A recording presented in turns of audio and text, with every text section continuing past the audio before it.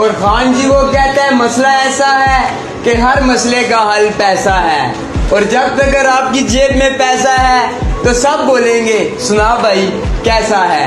आगे साची।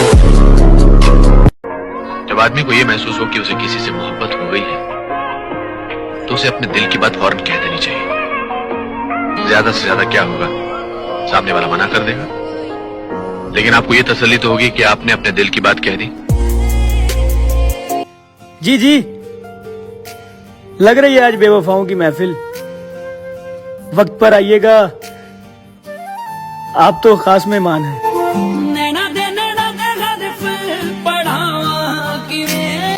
तू मेरे हाथ का छोड़ा हुआ परिंदा है, मैं जानता हूँ तेरी उड़ान कहाँ तक है। सुन रहा है खुदा, यूं ही नहीं बेचैन हूँ, यूं ही नहीं बेताब हूँ। तुमने देखा था जो कल मानो वही मैं ख्वाब हूँ।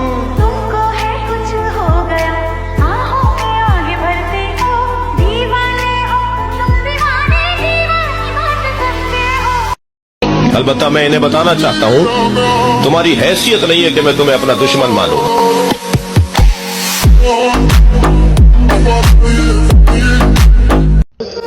न थके हैं पाँव कभी, ना ही हिम्मत हारी है।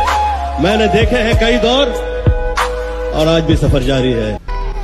अब तो इतना कामयाब होना है मेरी जान कि लोग मुझसे ताल्लुक बिगाड़ने पर अफसोस करें।